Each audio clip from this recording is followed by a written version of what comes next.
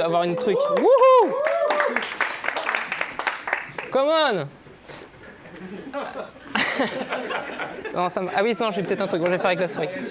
Alors, bienvenue du coup à ma conférence. Donc, pour parler des commons. Alors, l'objectif de cette conf, c'est prendre un peu du recul sur l'utilisation des commons parce que c'est quelque chose qu'on utilise régulièrement. C'est alors, je me mets dans un contexte back, Spring, Boot, comme on a l'habitude d'avoir, mais ça peut se généraliser avec d'autres frameworks, tout ça. Et il se trouve que du coup les commons, quand j'entends common, ça va être du code commun qu'on va retrouver dans notre SI, qu'on va vouloir mutualiser et mettre souvent dans des dépendances externes qu'on va pouvoir consommer et donc avoir un seul endroit où on a notre code commun. Le but du jeu, c'est de pouvoir exposer un peu les avantages de ça et pourquoi on le fait, pourquoi on a le réflexe de le faire, et puis les inconvénients. Donc ça va être de prendre du recul, d'essayer d'avoir une critique constructive et essayer de voir s'il y a faire émerger un peu des alternatives. Donc pour alimenter cette réflexion, je vais me baser sur un retour d'expérience sur un vrai projet d'un client grenoblois chez qui beaucoup de gens ont travaillé, qui a un gros SI avec plein de microservices, des dizaines et des dizaines. Et je vais aussi me baser sur un SI en construction, puisque je vois que j'ai écrit un SI en construction. Parce que moi, je suis en train de constituer un SI. Et ce fameux SI, normalement, il y en a beaucoup qui le connaissent, parce qu'ils sont venus au Brestcamp l'année dernière. Alexandre le connaît. C'est le SI du World New Jurassic B2C Experience. Donc, on a annoncé l'année dernière qu'on a lancé un Jurassic Park. Donc, le projet a avancé. Et je vais pouvoir, du coup, vous présenter un peu ce nouveau projet, où on en est. Alors déjà, on a une nouvelle organisation qui a été mise en place. On a une équipe on a une Paléo Team.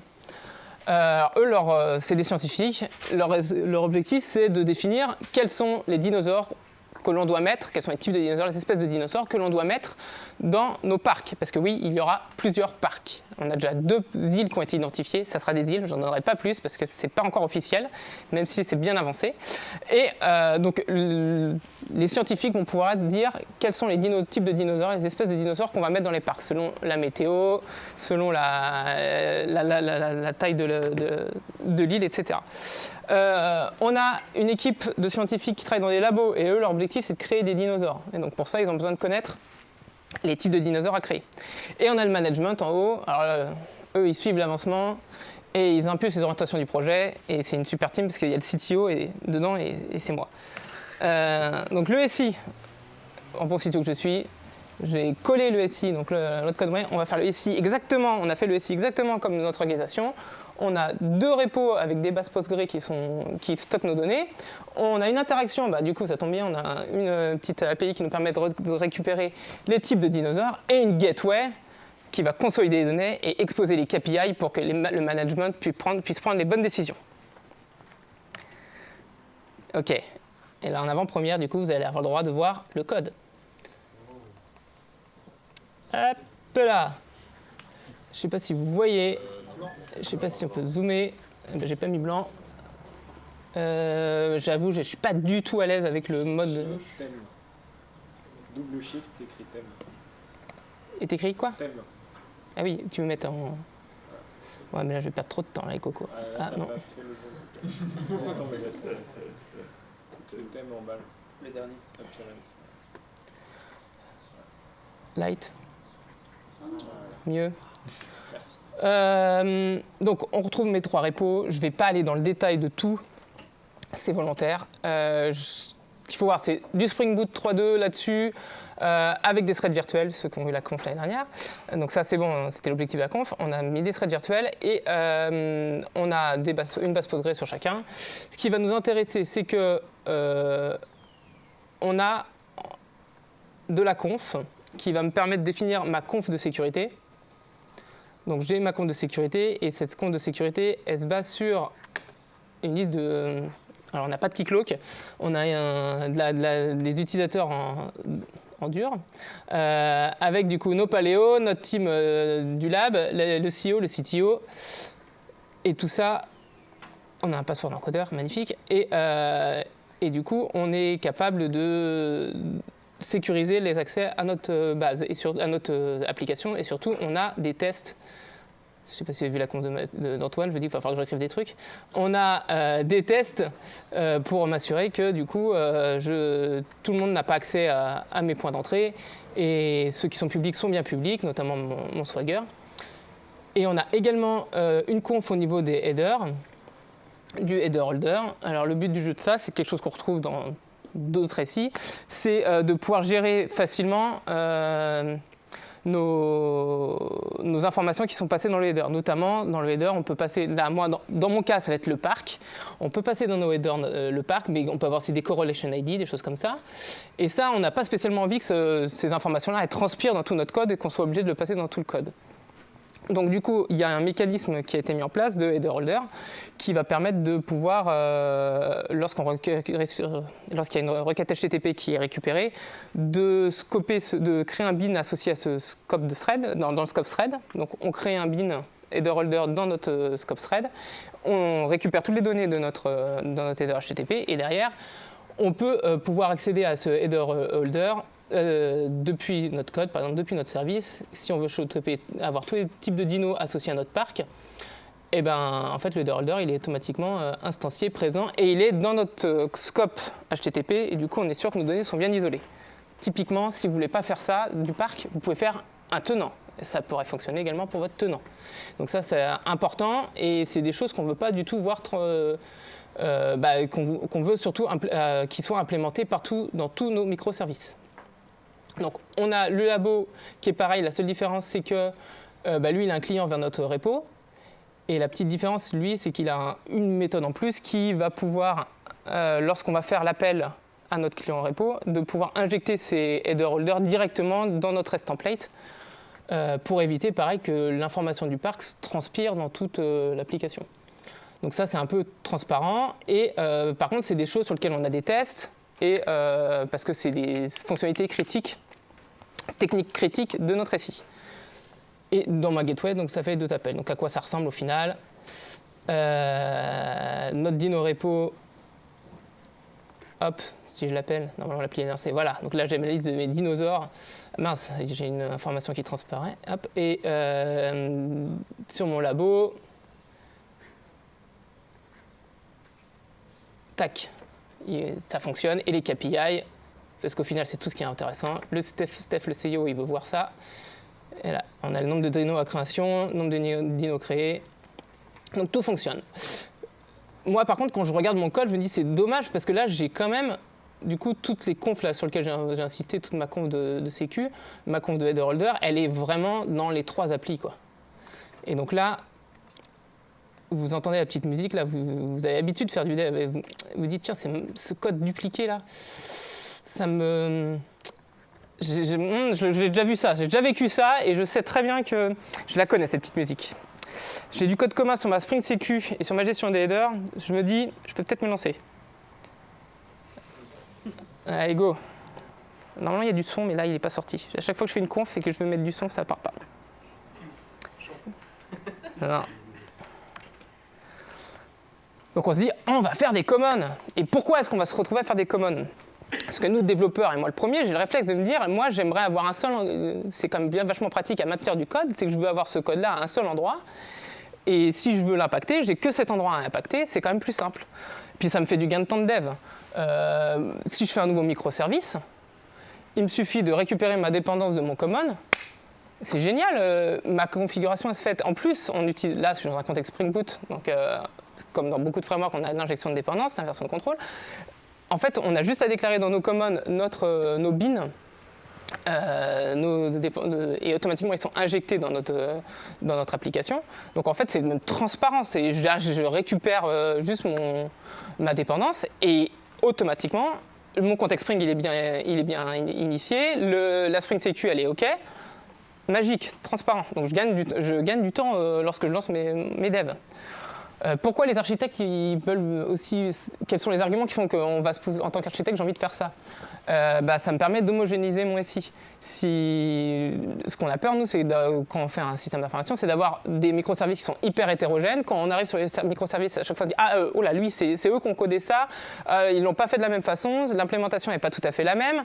Est-ce que d'ailleurs l'implémentation qui est là, elle correspond à ce qu'on voulait faire et ce qui est fait sur les autres. Est-ce que c'est bien homogène, tout ça? Même le comportement au-delà du code en lui-même. Et puis même, c'est plus dur à maintenir si à chaque fois qu'on arrive sur un nouveau microservice et que la courbe d'apprentissage elle est grande, c'est quand même beaucoup plus galère à maintenir. Et l'autre élément important, c'est qu'on veut que les bonnes pratiques techniques soient mises en place. Moi, je veux que sur mes microservices, il y ait la Spring Sécu qui soit mis partout, quoi. Je veux pas qu'il y ait un trou dans la raquette qu'on dise « Ah oui, en fait, ce microservice-là, on l'a pas sécurisé, on savait pas, on n'avait pas pensé, nous, hein, et puis on nous l'a pas dit. » Et oui, sauf que je veux pas avoir de trou dans la raquette. Après, est-ce qu'on met la Spring Sécu partout ça, c'est autre chose, mais en tout cas, je veux qu'il n'y ait pas de trou dans la raquette. Donc ça, c'est tous les arguments qui nous poussent à mettre des commons. Et là, donc là, moi, avant de me lancer, cette petite musique-là qui me gratte, là, je vois tout ce code-là, et je me dis, attends 2 secondes, tu as déjà une expérience avec des commons et des microservices, et qu'est-ce que ça donne? Alors, donc, chez ce fameux client grenoblois, en fait, on n'a pas un common, on a des commons. On a plusieurs commons. On a un common parent, qui est le parent de tous, sachant que c'est un SI sur lequel il y a des microservices Java et puis aussi du .NET, enfin c'est pas tout. Donc là c'est les commons Java, hein, parce qu'il y a les mêmes chez les .NET. Hein. Donc ça fait un volume. On a un common parent qui utilise le code commun un peu à tous ces composants-là. Donc il y a Spring Sécu qui sonne dedans, la gestion un peu des logs, il y a des modèles pour nos exceptions. On a un pour les web API, parce qu'on a fait souvent plein d'API, donc on a un pour les API. On a un pour les gateways, parce qu'on a plein de modules différents, donc du coup on a plusieurs gateways. Et on a on en a plusieurs pour des libs. Donc on utilise notamment Temporal, Argo Workflow, on utilise Elasticsearch, et donc il y a un pour chaque. Donc ça pareil, ça fait du gain de temps. On mutualise, on homogénise l'utilisation de ces librairies.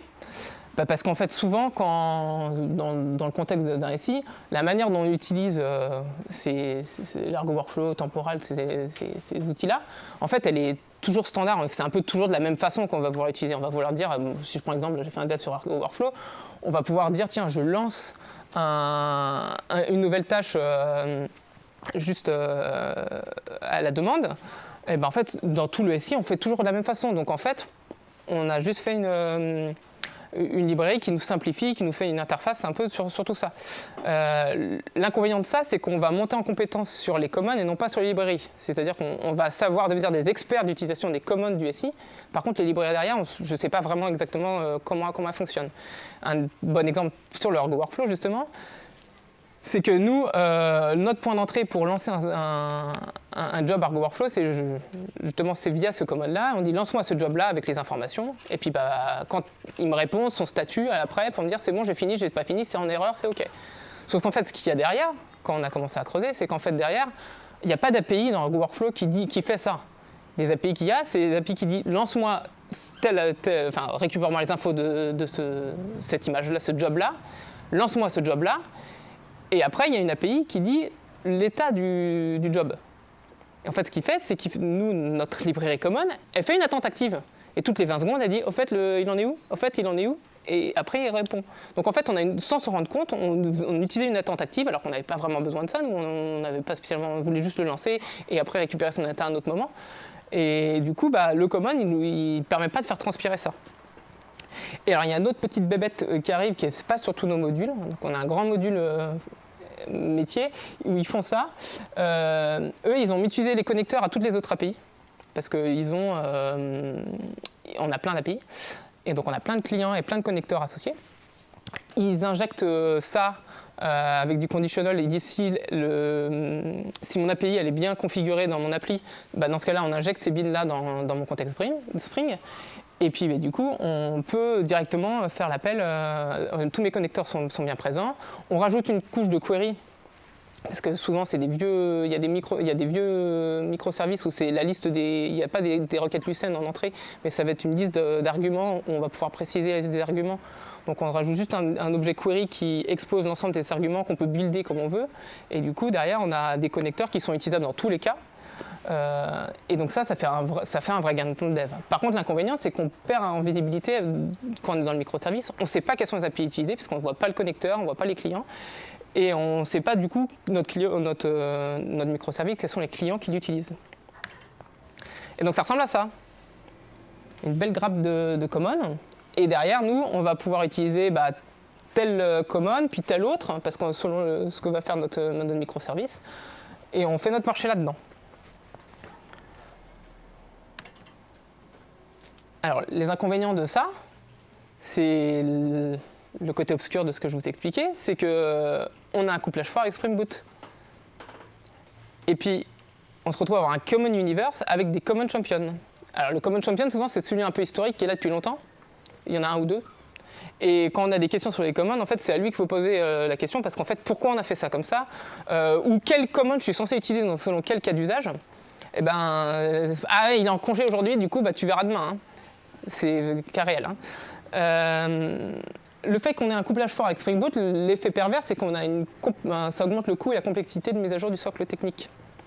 Si on commence à se dire, tiens, on va mettre à jour, car on est en train de faire en ce moment, on va mettre à jour Spring Boot pour passer en 3.2, et Java 21, c'est trop bien. Pour pouvoir faire ça, dans mon petit microservice, je suis obligé j'ai une dépendance vers mes commons, qui eux ont une dépendance vers Spring Boot. Et donc si je veux commencer à mettre à jour mon microservice, il faut d'abord que je mette à jour mes commons. Donc là, j'ai 12 commons, donc on a commencé par faire 12 PR sur ces microservices-là, sur ces commons-là, puis après on peut mettre à jour. On va y arriver, nous. Mais il y a des contextes où la roadmap métier, elle est quand même assez complexe. Moi, j'avais un peu de temps là où j'aurais bien mis à jour juste mon microservice à moi pour le mettre à jour sur Spring Boot 3.2. Ah ouais, sauf qu'en fait, il faudrait mettre à jour le common. Du coup, je vois avec des autres commons. Ouais, en fait, on verra ça plus tard. On a une roadmap quand même à suivre.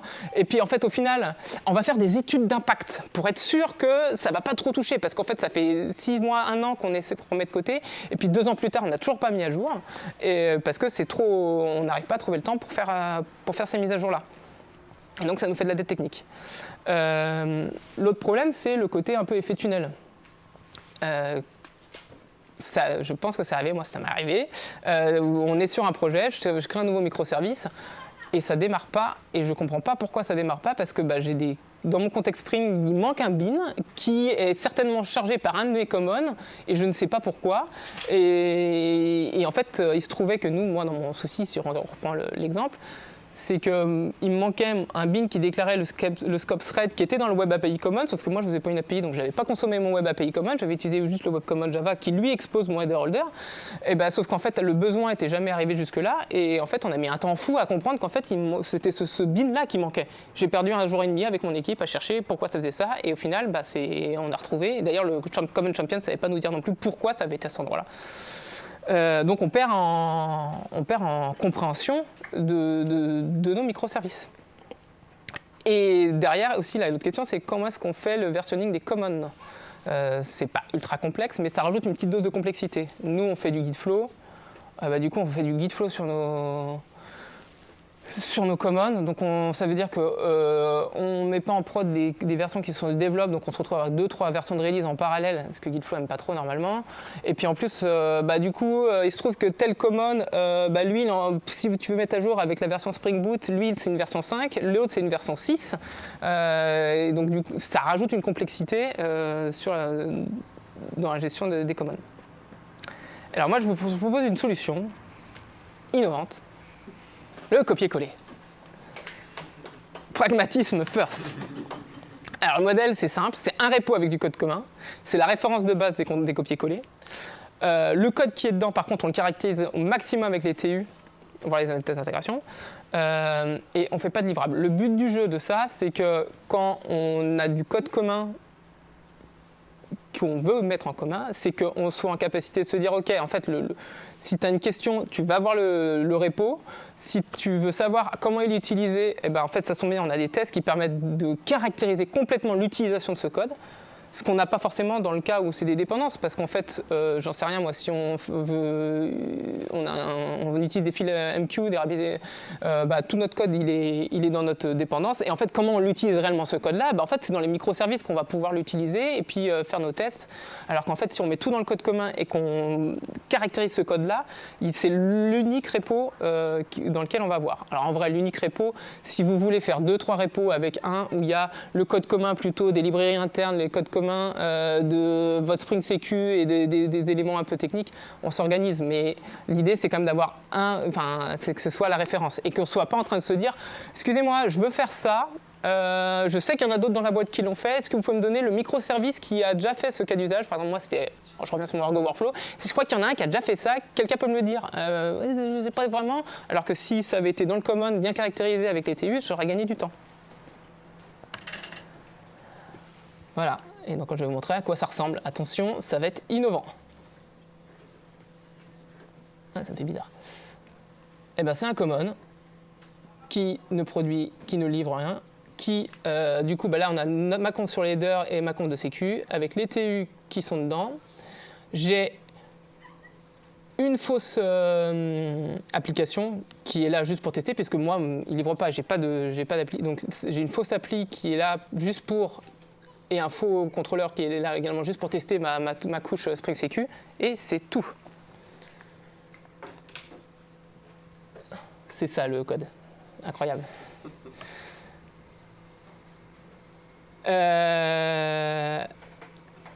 Donc voilà, comme ça j'ai pas de couplage avec mon Spring Boot, j'ai déjà dit tout ça. C'est les avantages, puisque je veux le vendre, donc du coup j'ai commencé par vous donner les avantages avant de montrer à quoi ça ressemble. Les inconvénients. Quel code je dois rapatrier dans ce repo? C'est là où j'ai pas mes notes. Quel code je dois rapatrier dans le repo? C'est plus complexe parce que... est-ce que c'est là que je le dis? Hop. Quand on a une dépendance externe,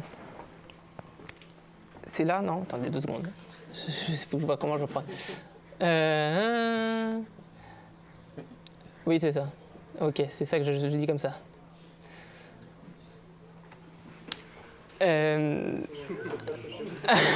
Normalement, je m'attendais à avoir un PC et tout le truc. Globalement, si c'est un code common qui est facilement caractérisable par nos TU, on peut le mettre directement dedans, il n'y a pas de problème. Si c'est un code qu'on commence à faire une utilisation à un moment et qu'on se rend compte qu'on va l'utiliser à un autre moment dans un autre microservice ou quelqu'un qui commence à dire « Est-ce que tu as déjà fait ça? Oui, moi, je l'ai déjà fait ici. » Bon, là, ça vaut le coup, du coup, de le mettre dans le repo. Mais là, c'est un peu moins, c'est un peu moins facile. Les triggers sont moins classiques. On va assez vite, on va se dire, on va perdre du temps. Parce que ça, si, c'est important. Ça. On nous dit souvent, il faut gagner du temps quand on fait nos devs. Là, on va perdre du temps. Si je fais un nouveau microservice, il va falloir que j'aille dans le common et que j'aille récupérer les classes qui m'intéressent, selon mon cas d'usage. Et donc, on va perdre du temps. En vrai, lorsqu'on démarre un microservice, perso, moi, quand je prends du code commun, des librairies, souvent, ça me casse les pieds de tirer tout le code et je ne sais même pas au final quel est le code qui va m'intéresser là-dedans ou quel est le code que vraiment j'utilise. Au final, piocher juste le code dont on a besoin, ça nous permet aussi de monter en compétence et de mieux comprendre le fonctionnement interne de notre SI. Le coût du header holder, j'ai mis 8 mois avant j'avais besoin en fait, donc j'ai mis 8 mois avant de passer du temps à comprendre ce qui se passait et en fait ça éclaire beaucoup plus. Tu dis c'est comme ça que ça fonctionne. Les deux gros, donc pour moi c'est pas trop compliqué. Pour moi les deux gros freins, c'est savoir est-ce que les fonctionnalités critiques sont déployées sur les microservices. Est-ce que ma Spring Secu elle est bien déployée sur mes microservices? Parce que ça je veux pas avoir de trou dans la raquette. L'autre problème c'est la complexification de propagation des modifications. Compliqué ça. Parce que si je commence à modifier mon code commun ou ma Spring Secu, par exemple, je veux que ce soit répercuté dans mon appli, dans mon SI. Et par contre, on n'a plus de couplage direct avec une dépendance. On ne peut plus dire, tiens, j'aurais juste à regarder dans mon SI tous les endroits qui consomment cette dépendance-là, et puis je peux le mettre à jour. Et puis surtout, comme c'est du copier-coller, mon code qui est copier-coller, il a potentiellement bougé un peu, parce qu'en fait, notre cas d'usage dans notre microservice n'est pas tout à fait toujours le même. Et du coup, le code qu'on veut répercuter, il n'est pas exactement le même. Enfin, ça ne sera pas juste je copie-colle la classe point barre, quoi.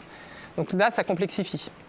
Et donc, je vous propose qu'on passe du temps sur ces deux points-là, parce que c'est les deux points qui me posent question. Et je vais vraiment pas assez vite. Vraiment pas du tout, donc ça va être là-dessus je vais envoyer. Le contrôle du bon déploiement des fonctionnalités critiques, globalement, moi ce que je propose comme approche, c'est déporter les contrôles sur la pipeline. Donc on copie les TU qui sont dans le common, on les copie dans les tests de notre appli lors du build. Par exemple via un template. Donc je vais vraiment aller vite. Donc dans mon Dino Command, c'était aussi pour tester tout ça. Tout le code est sur GitLab et tout le code build actuellement. Donc j'ai fait un GitLab CI command. Donc là, dans mon command, j'ai un template qui me joue mon test. En gros, il prend les tests de mon command, donc mes tests de sécu, mes tests de header holder. Il les copie, il supprime l'application de test parce que c'est pas ce qui nous intéresse, et il les copie du coup dans le répertoire de tests de mon projet que je veux builder. Et côté projet,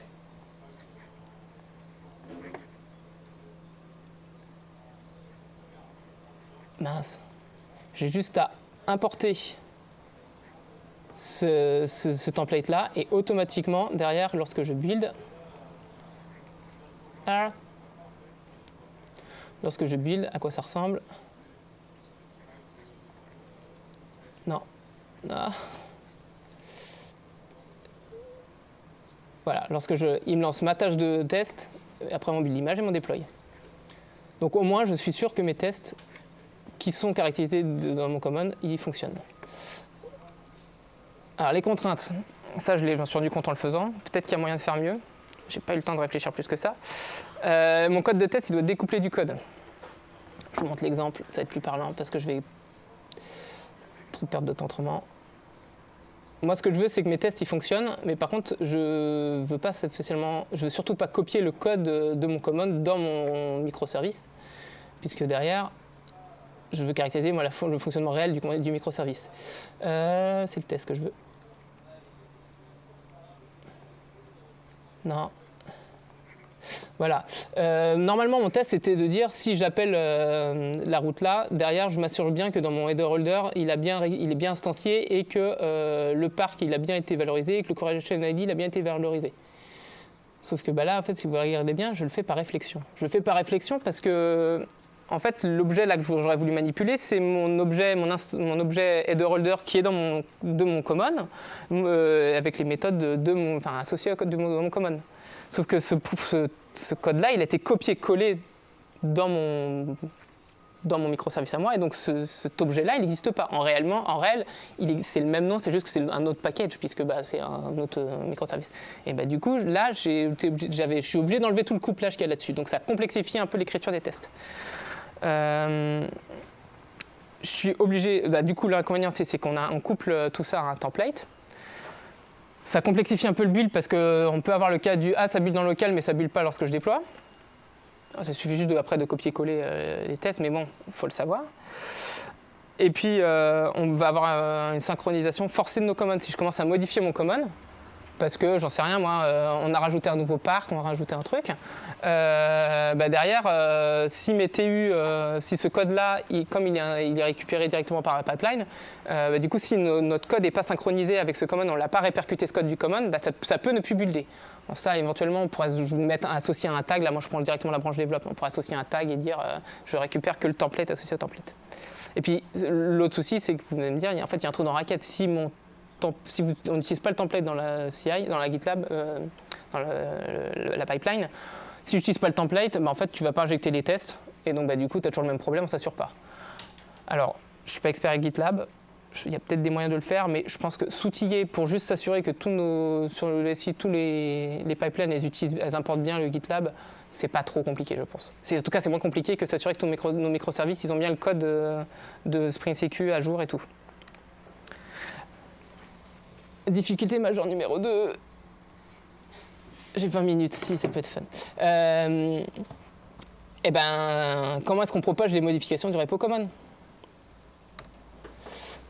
Donc, les objectifs, ça serait de trouver une solution. Si on modifie le code du repo commun, c'est d'identifier automatiquement l'ensemble des repos impactés dans mon SI et de propager et d'adapter ces modifications au code des repos impactés. Et inversement, si je commence à modifier un repo et je me dis, tiens, ça serait bien peut-être ça de le mettre dans mon code commun, de dire, en fait, automatiquement, on arriverait à le synchroniser avec notre code commun. Et donc, ce qu'il faudrait, c'est qu'on trouve une solution pour automatiser ce travail, qui est un travail avec assez faible valeur ajoutée, et qui pourrait certainement s'automatiser. Et en tout cas, qui aurait un minimum d'intelligence pour nous pré-mâcher ce travail-là et analyser ce travail-là. Je ne sais pas si vous voyez où je veux aller.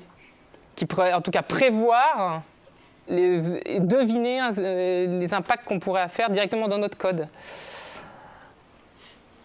Eh ben, du coup, ça serait peut-être de voir est-ce qu'on ne pourrait pas faire avec un agent LLM et faire ça. Hein?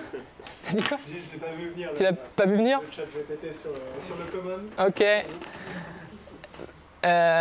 Du coup, l'objectif, j'ai fait un POC et voilà, l'objectif, c'est moi, en tant que développeur, j'ai fait des commits sur mon common, sur mon repo common de mon SI, et j'aimerais bien le propager. Du coup, j'ai un agent qui a à disposition un prompt que j'ai écrit, que je vais vous montrer, un LLM donc, que je branche sur du GPT 3.5, et puis j'ai fait des tools aussi. Les tools, ils permettent d'accéder au code de repo du SI et d'accéder au diff du commit que je veux répercuter. Et à la fin, je me retrouve à avoir un commit avec le code propagé.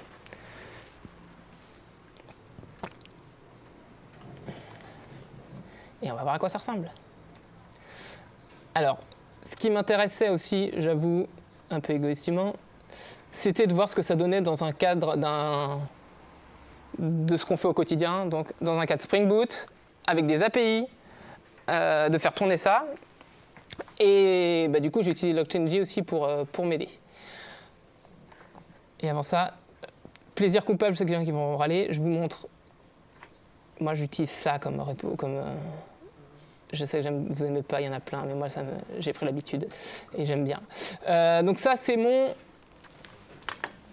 ma feature que j'ai mergée dans mon common et que je vais vouloir propager. Donc j'ai ajouté un nouveau responsable dans le management, c'est Paul, le CSO, qui gère tout ce qui est commerce.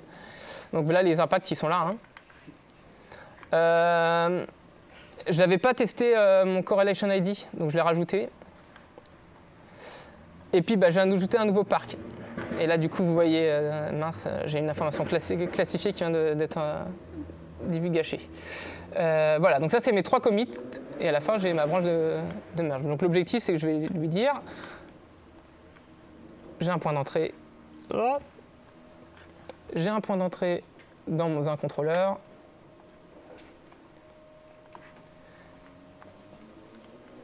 où on va lui demander de propager, et les infos que je lui donne, c'est le repo à impacter, donc on va prendre le dino repo, qui est celui des paléos, la branche à impacter, la branche à créer sur laquelle je vais mettre, parce que je ne vais pas lui demander de pousser ça directement, je veux avoir un œil dessus, et puis le commit, le chat du commit que je veux impacter.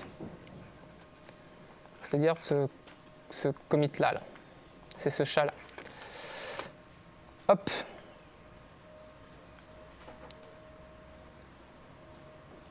Je vais y arriver. Qu'est-ce que je fais? Donc j'ai un service GitLab là qui n'est pas du tout lié à mon LLM, qui va juste préparer les données, qui va cloner le repo à impacter et qui va créer la branche qui va recevoir les commits Git qu'on va essayer de rejouer. On va cleaner le repo common, qui est mon repo de source, et on va donc compute, on va fabriquer les commits, les différences de commits. Donc si on regarde bien, en gros, il me fait ça. Pour le commit là, les diffs que je veux rejouer, c'est ça. Pour ce commit l'autre, les diffs, c'est celle-là. Et pour le dernier, c'était ça, les diffs. Donc tout ça, ça n'a rien à voir avec le LLM. Mais en tout cas, en entrée, le LLM. En entrée, du coup, j'ai mes données. Et donc là, on va pouvoir interagir avec notre agent.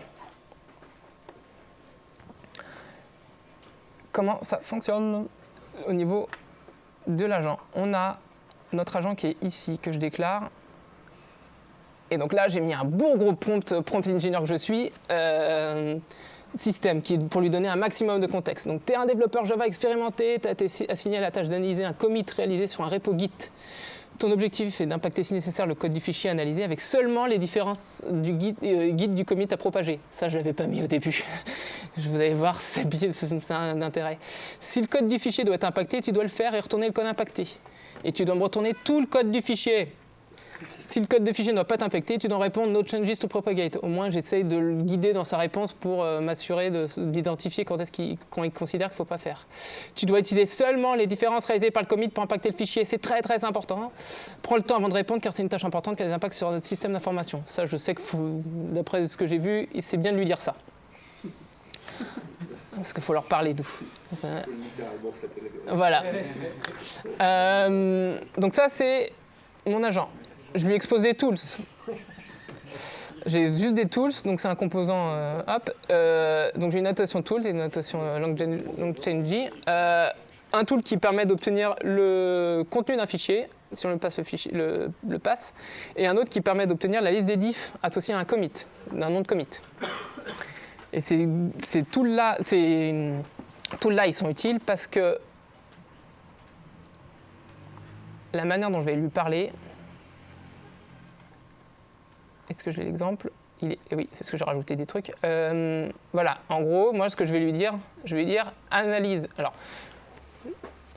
je vais rejouer mes commits. Donc, je prends mes commits que j'ai récupérés. Je les prends par ordre ascendant, donc du plus ancien au plus nouveau. Donc, je rejoue en fait mes commits. Donc, je prends mon premier commit. Et pour tous les fichiers de mon repo, eh ben, je vais lui dire analyse et propage les différences git du commit avec le nom du commit que je veux propager sur le fichier avec le nom de mon fichier. Et j'itère là-dessus. Puis ensuite, je commit l'ensemble des modifications qu'il m'a dit et on recommence sur mes 3 commits. Alors en vrai, c'est possible que j'aurais pu lui faire un truc du genre est-ce que tu peux, s'il te plaît, le faire sur tous les fichiers de mon repo, enfin être un peu plus libre, lui laisser un peu plus de liberté. Là, je cadre le truc au maximum, aussi parce que je voulais être sûr de comprendre ce qu'il faisait, en vrai. Aussi parce que même là, il arrive à être créatif. Donc, j'essaie de cadrer un peu plus. J'ai beaucoup de logs, beaucoup de trucs, parce qu'il faut essayer de comprendre ce qui se passe. Et à la fin, bah, du coup, il est capable... Enfin, après, ça se lance. Alors, pour info... Comment ça se passe derrière? Parce qu'il y a des bins qui sont injectés automatiquement sur ma configuration d'agent.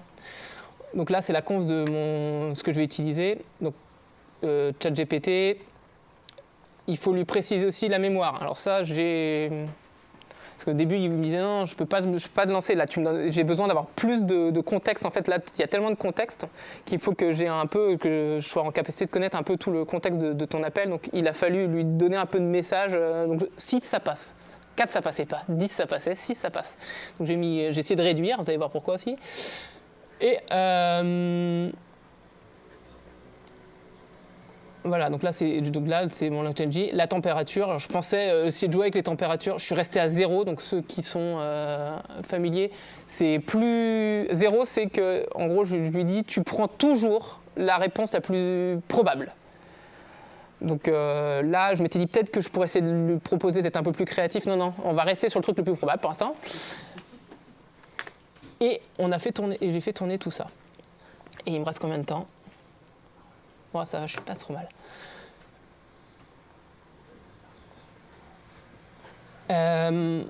Alors,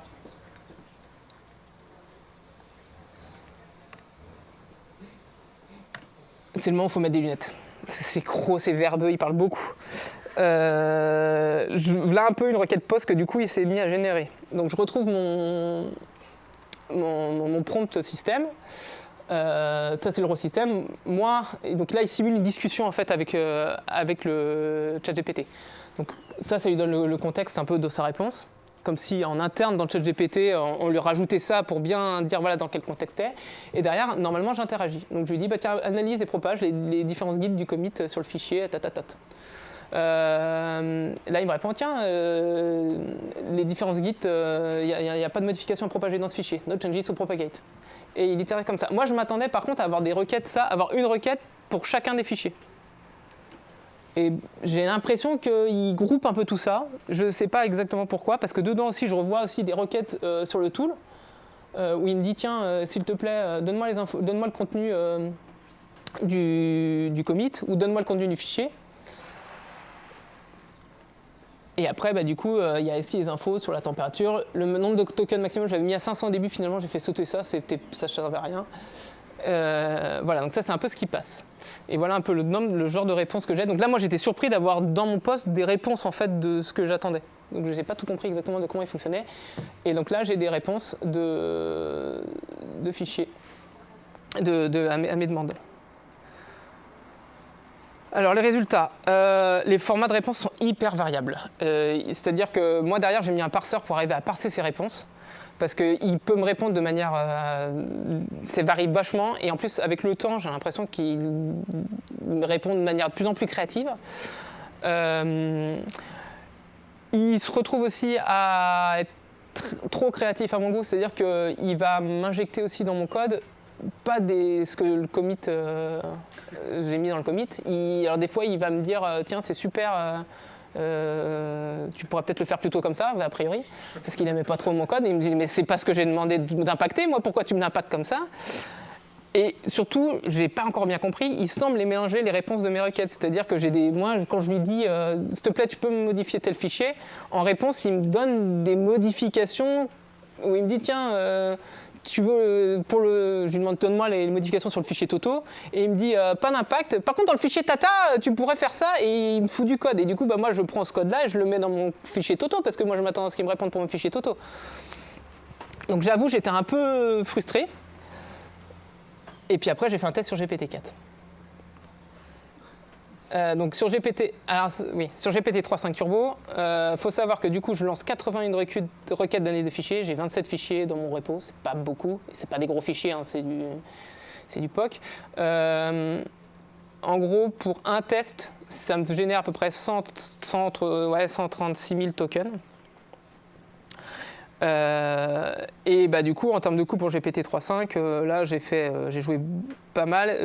En gros, ça m'a coûté $2 pour arriver à jouer régulièrement jouer ça. J'ai fait un test avec GPT 4. Alors, oui, il y a des limites sur le nombre de tokens, le nombre d'argent que ça représente, mais il y a des limites sur le nombre de requêtes qu'on va faire. Il y a une limite sur le nombre de requêtes. Si de base vous avez le droit à $5, si vous êtes grade 0, si vous rajoutez gratos, si vous rajoutez $5 de votre poche, vous êtes passé grade 1, et ça fait sauter, ça augmente le nombre de requêtes que vous pouvez faire par minute, et le nombre de tokens que vous pouvez faire aussi par minute. Donc, clairement, je pouvais rien faire au début, donc j'ai remis $5, ça m'a permis de tester. Voilà, j'ai fait un test avec GPT-4, j'avais $2 de consommer. J'ai fait un test, je suis arrivé à $7 de consommer là, donc il m'a pris $5 d'un coup. Et surtout, en fait, ça passait pas au début parce que ma limite de tokens par minute, en 20 secondes, je la bloquais. Donc je me suis rajouté, vous avez peut-être vu un petit thread.slip entre chaque requête, juste pour réduire un peu la manière dont je vais le solliciter. Et d'abord, vous vouliez le savoir, donc voilà ce que ça donne. Avec GPT 3.5 Turbo. Donc là, j'ai rejoué les 3 commits. Donc voilà ce qu'il me fait. Je sais, il y a des trucs que je comprends pas, hein, clairement. Merde. Il veut pas. Hein. Bon, mon pomme, il me l'a complètement explosé. Il me rajoutait juste ça. Je ne sais pas pourquoi. L'application, il s'est dit tiens, je vais t'injecter le code dedans. Enfin, c'est ce que je vous disais là. Il m'a répondu sur une autre classe. Enfin, c'est un peu particulier. C'est pas du tout ce que je lui ai demandé. Bon là, ça c'est un faux positif. Docker Compose, ouais, tiens, on va foutre du Java dans le Docker Compose. Ah, là, il m'a quand même un peu rajouté un test qui a un peu un sens. Et puis là, je vais juste rajouter un parc. Et puis là, pareil, il s'est mis à faire n'importe quoi. Ah, il m'a quand même rajouté mon parc. Ça, c'est plutôt cool. Voilà, bon, le coup. Voilà. Par contre, j'ai fait mon test sur GPT-4. Je ne sais pas pourquoi, il a planté à la fin sur un problème de timeout. J'ai pas eu le temps de regarder parce que c'est un test que j'ai fait à 12h29. Là, par contre, c'est plus probant. Là, par contre, c'est strict. Ça, c'est exactement mon commit que je voulais rejouer. Ça, c'est exactement le commit que je voulais rejouer. Et ça, c'est qu'une partie du commit. Il me l'a ajouté. Il m'a pas ajouté le TU, mais je pense que c'est parce que du coup, ça a planté. Je ne sais pas pourquoi. Donc, ça m'a coûté $5. Mais il a rejoué mes 3 commits. Bon, par contre, c'était pas des commits très complexes, hein, déjà. Ça fait cher la ligne. Après, à voir, ça va évoluer tous ces trucs-là.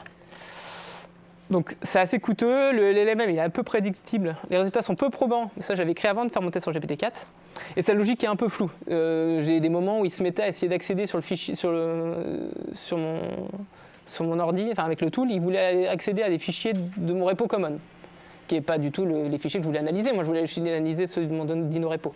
Donc je ne sais pas pourquoi il se retrouvait à aller chercher, voilà. Après ça reste un POC, j'ai passé du temps dessus, mais je pense qu'il y a encore moyen d'améliorer. Et donc ça c'était aussi parce que j'avais pas fait le test sur GPT-4. Conclusion, je sentais que j'avais mis plus de temps sur mon POC que sur la conclusion. C'est le slide de conclusion. Bon, les commons ça reste un sujet complexe, donc on est tous confrontés. Et la preuve, j'étais celui qui était le plus plébiscité. Donc c'est un vrai sujet qu'on a tous au quotidien et qui nous intéresse. Il n'y a pas de silver bullet, c'est-à-dire que de toute façon, s'il y en avait une, je pense qu'on l'aurait tous appliqué. Il faut toujours peser les pour et les contre, les risques reward. Naturellement, on est tous enclins à vouloir mettre en place des commons et des librairies de commons avec des dépendances et de les utiliser. C'est assez classique. Avec du recul, moi, plus ça va, plus je me dis que c'est pas la bonne démarche.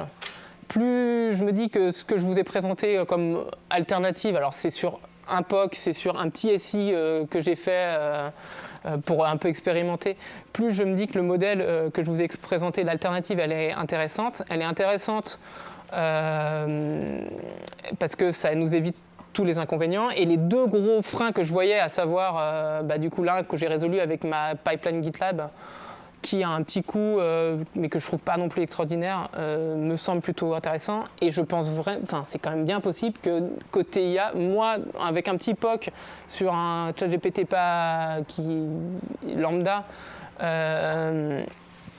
qui coûte $5 le test, mais j'arrive quand même à avoir un truc où ça fonctionne à peu près. Et donc c'est fort possible quand même que dans notre quotidien à venir, on se retrouve à des outils où on dit tiens, j'ai fait telle action, tu pourrais me le propager sur tout mon SI, s'il te plaît. Ça sera toujours surveillé, ça sera toujours supervisé, mais c'est typiquement peut-être cher, sauf si on héberge nos moteurs chez nous, enfin voilà, à voir. Et puis les coûts vont forcément réduire, hein, parce que le coût du GPT 3.5, il est quand même pas très élevé. Après, il dit un peu de la mousse. LangChain J, ils disent ça. Hein. LangChain J, ils disent faites votre POC, testez sur le GPT 3.5. Et par contre, quand vous dites ça marche à peu près, branchez sur GPT 4. Ça dépend combien coûte la faille aussi, quoi. Oui, mais au quotidien, quand même, il faudra voir les coûts. Mais en tout cas, l'IA va potentiellement impacter, quand on se demande comment l'IA peut impacter nos vies, je pense que ça peut impacter nous en termes de vie de dev. Et donc ça peut un peu changer les freins, en tout cas qu'on se met, nous, en termes de bonnes pratiques de code et d'utilisation. Voilà. Et si vous avez des questions, il reste un peu de temps. C'était rapide. Ouais. Alors, je posais une question, si vous ne comprenez pas la question, il faut absolument venir à la place de l'éditeur. Est-ce que vous avez testé de faire du RAG? Est-ce que tu as testé de faire du RAG sur les fichiers? Non, je n'ai pas testé. Parce que le but du jeu, du RAG, là, ça serait qu'il ait un peu plus le contexte. Non, je pense qu'il serait tout à fait capable de trouver des fichiers à modifier, en fait. Ah oui. Tu indexes tous tes fichiers et tu dis, bah tiens, vas-y, j'ai fait cette modif dans tel fichier, il va te trouver direct les fichiers qui parlent de la même chose, quoi. Il faut qu'il ait de lancer ton modèle sur tes 80 fichiers. Ça veut dire qu'il faut qu'il ait la connaissance exhaustive de tout ton SI.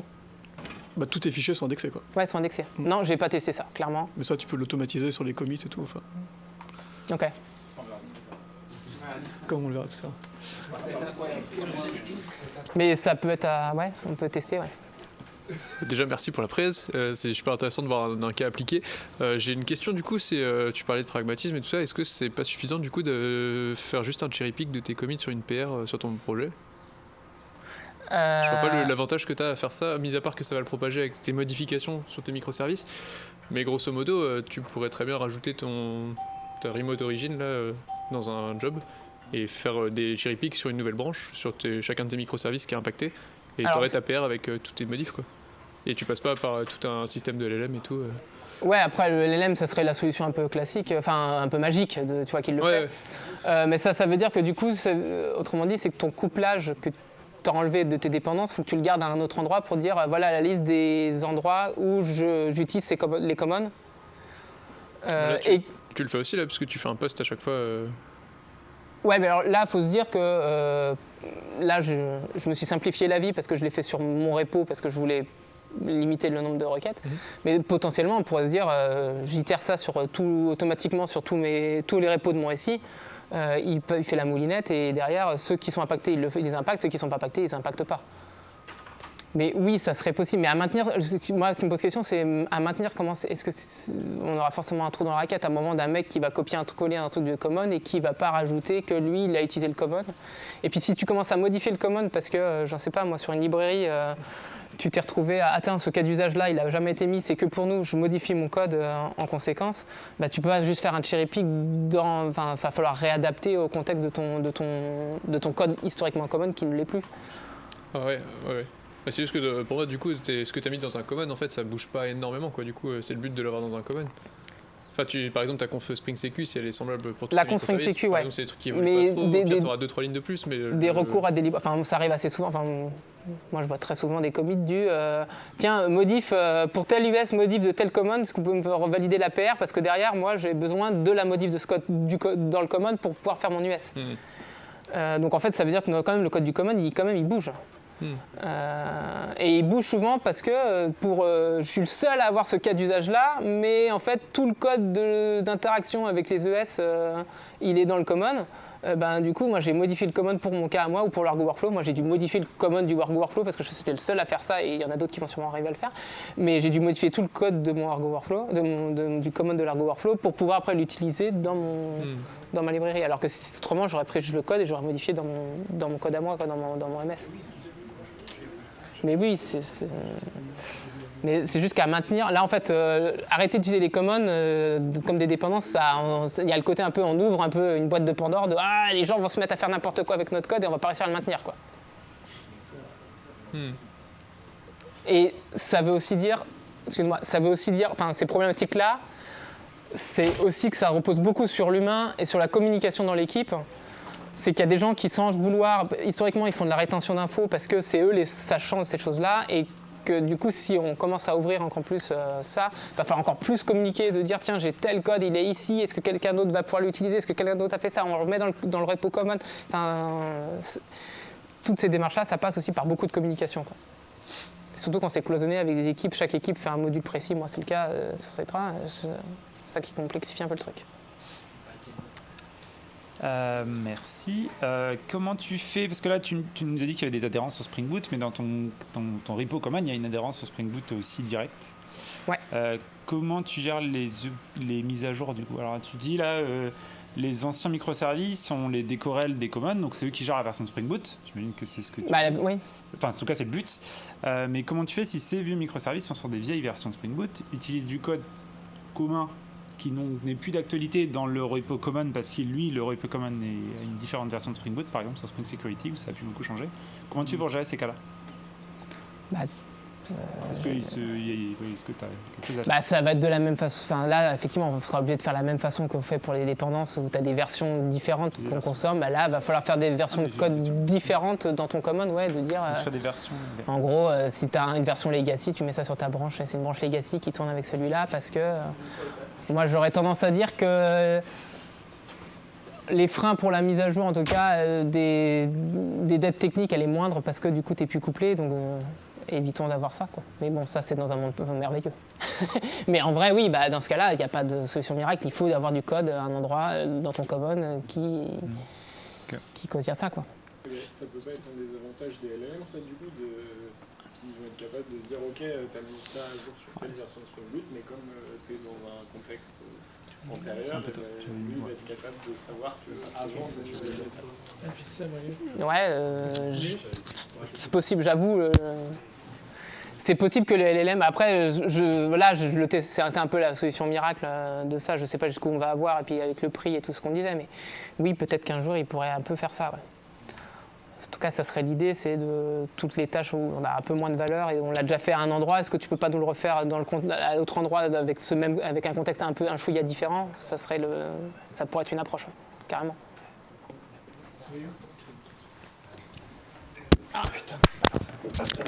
Est-ce que ça aurait pas coûté moins cher de demander à ChatGPT si les commons c'était une bonne idée? J'ai pas testé. Peut-être 3.5 te répondrait sûrement que la soupe aux choux c'est vachement bon.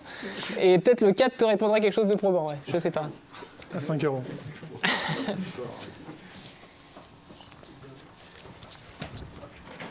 Oui, est-ce que la conf de 17h, c'est ça Est-ce que tu as essayé juste de lui demander son avis sur le fait que la feature était implémentée? Parce qu'un des buts, c'est de dire je veux être sûr que tout le monde utilise bien mes headers qui vont bien et qu'il le teste correctement.